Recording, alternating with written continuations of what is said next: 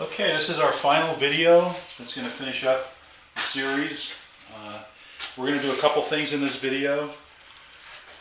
We're going to talk about the sanding of the bottom and also clearing out the holes for the hardware.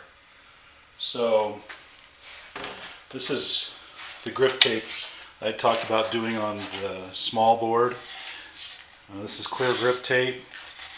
I don't like it as much as I would have as if I would have done sand on this 32-inch board. It clouds the logo up quite a bit, and it's not easy to get all the air bubbles out of this clear grip tape. But I can think of designs that it would look good with. Bigger designs, bigger graphics would look great with the grip tape.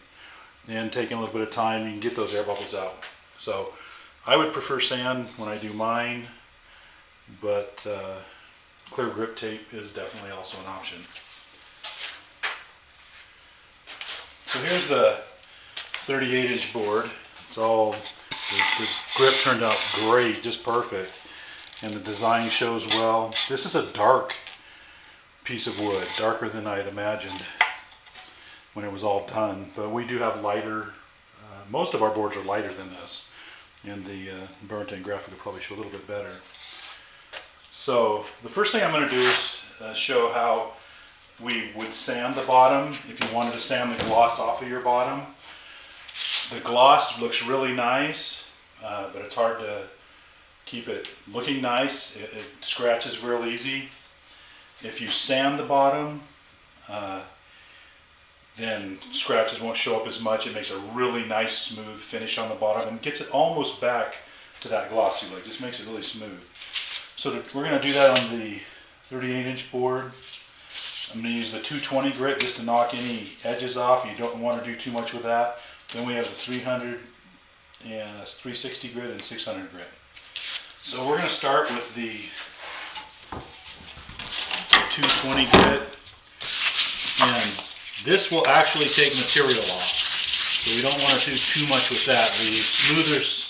The smoother ones don't really take much material off. So all I'm doing with the 220 is just kind of taking the rough edges off of it.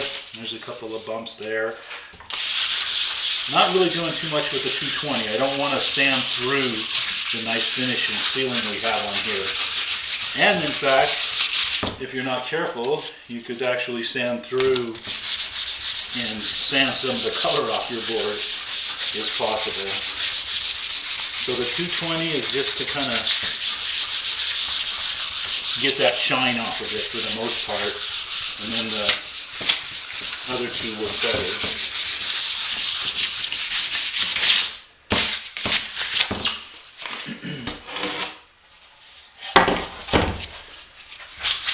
Okay, we're back. I pretty much knocked off all the little bumps and took the gloss off of the bottom of this board.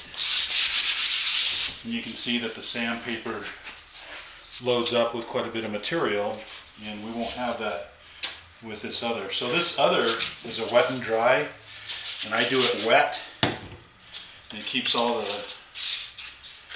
white powdery stuff out of it if I do it wet, and I just feel like I can get a better sanding on it, see where I'm at. So I start with a 360. And by the time you're done with this wet dry sandpaper, this bottom is just like silk. It's so smooth, and it feels really good. I prefer the sanded finish over the gloss finish. I just do. Most surfboards these days have a sanded look on them too. I don't know, it seems to be the preferred finish. So I'm going to finish going over with the 360, then I'll come back with the 600. Okay, so I got most of the board done here. I ran the 360, then I started the 600. Got a little bit wet. I'm just going to finish up the nose of the board. And I even did the edges a little bit with the, just real super lightly with the 220, then with the 360, and then with the 600. This 600 is a very fine sandpaper. I mean, they make finer sandpaper, but this is very fine. By the time I clean this off, like I said, this bottom just feels like silk. And the look is, I like the look of the sanded look. it doesn't have a sheen like a glossy look. But okay, so I'm going to clean this off with some paper towels and Windex or something, and then we'll show it to you. So here we are with our finished boards. We're going to go into the clearing out the hardware holes in just a second. This is the 42-inch longboard with the Envisions and the blob on it. The bottom of this one just turned out beautiful. I mean, even with a sanded look, it would still look nice, but that gloss really kind of brought out the wood grain, and that one turned out really nice. Okay, so that's the top of the 38-inch with the burnt-in design, and that's the sanded look. I mean, you just kind of take that sheen off of it, and I like the sanded look. And like I said, it doesn't show nicks and scratches near as much as that glossy look. I already showed you the 32-inch with the grip tape, so we are going to move into clearing these holes. I'll just mention as I'm doing this, because the drill will make too much noise to be talking. When I first drill these holes to attach to the template, they're 1/8 inch holes, and they're in the right place for the trucks, obviously. And then we cut the board out from the template. So the hole that we drill when we clear out the holes from the resin or whatever got in there is 3/16. So it's just a little bit larger. It's a 1/16 of an inch bigger than the hole that you start with. But the 1/8 inch just guides your 3/16 inch drill bit right through the hole without any trouble at all. And I always start from the top and drill through to the bottom. Okay, here we go. We got the drill bit, my 3/16 inch drill bit, and my drill. You can use a cordless drill or any drill. I mean, it's a very simple process. I don't need a lot of power to do this, and I just run in from the top and clear those holes out.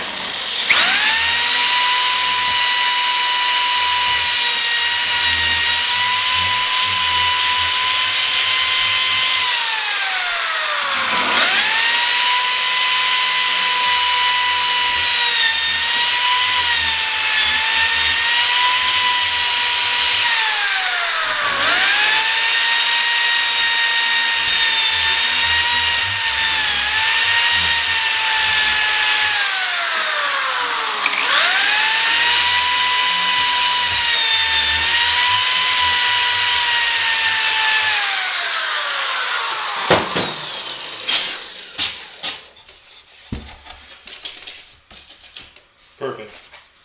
Okay, I'm going to break away and do the rest of these holes, and then I'll come back and show you how I finish it. Okay, I've drilled all the holes except for the last 3 holes on this 32-inch kicktail. So let me finish that up.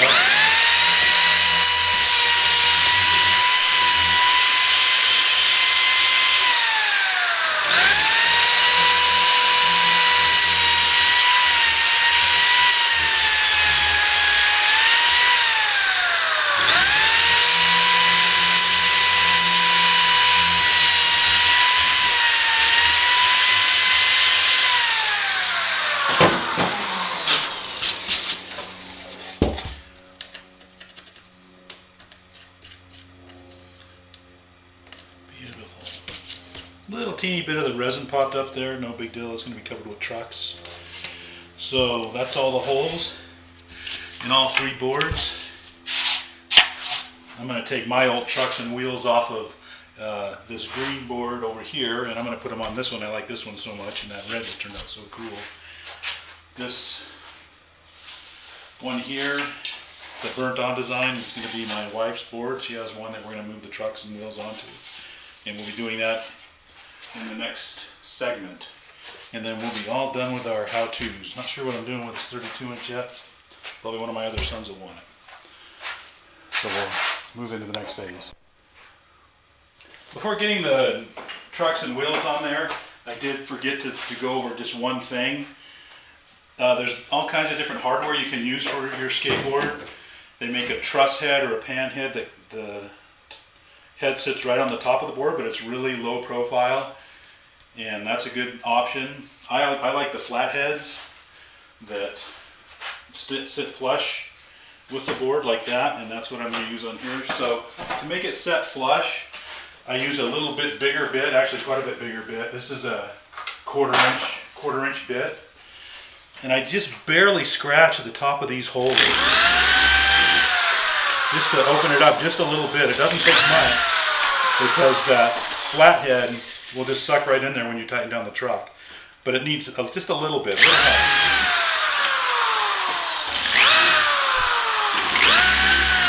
I will say that I have in the past opened it up a little bit too much, and the pan head ends up sitting about a 1/16 inch below the surface, which I would rather have it sit just a hair above and drop down later as the board gets used. So I don't do much on that, as you can see.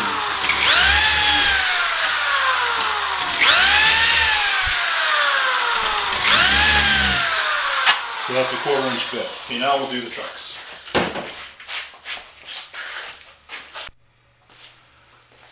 Now we're pretty much finished with these how-to videos.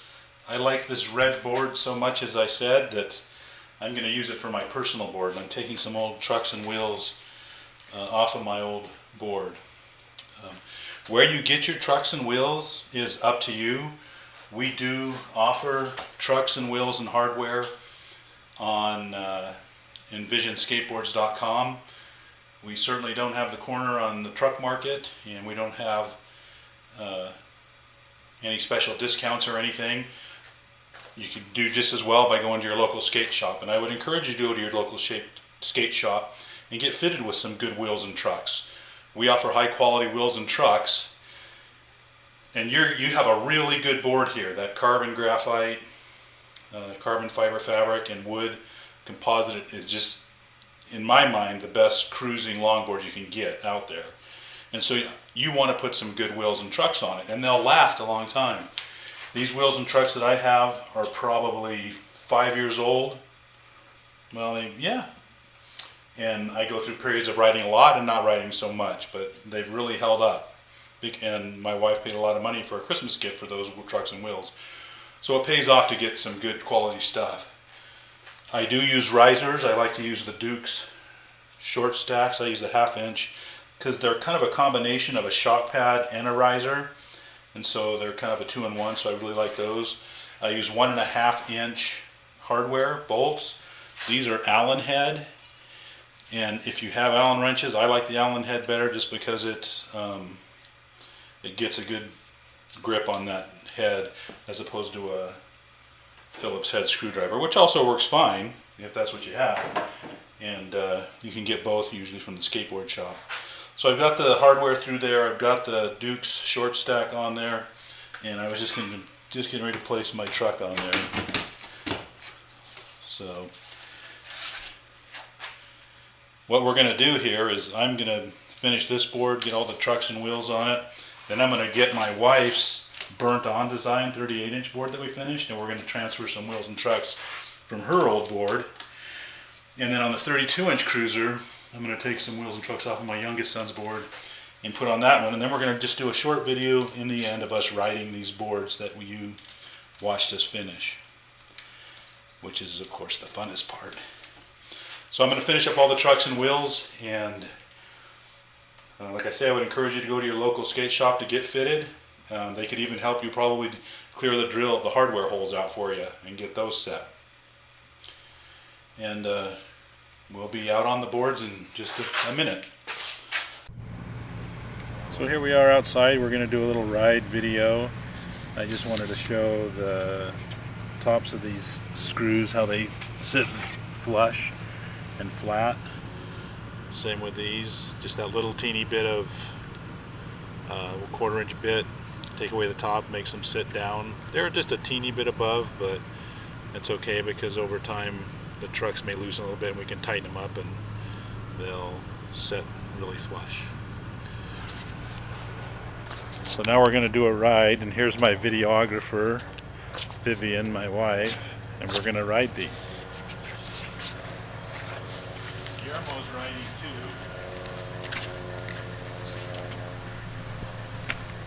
So we'll start with the red video. Look at the gloss on that.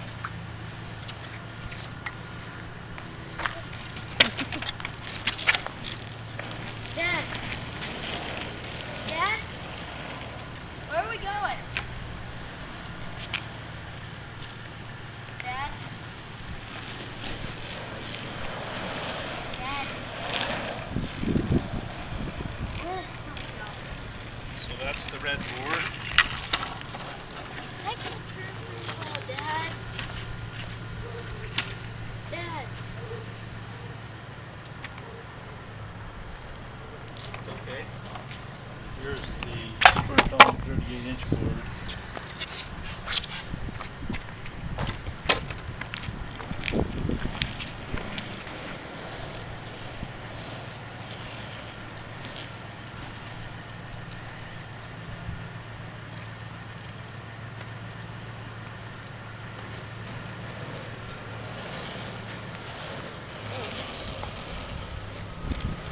Nice ride. Okay, Memo's going to give us a little ride. Guillermo, come on. Just a little short ride. No?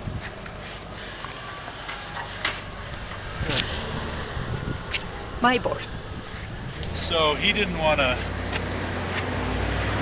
do Memo didn't want me to take his wheels and trucks and put them on the other board. So this is a 32-inch board, but I'll show you how it rides too.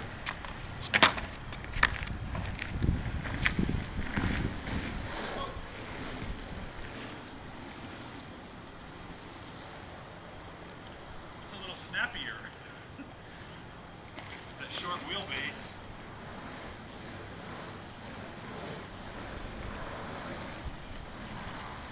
Ah, almost got me crashing. That's it.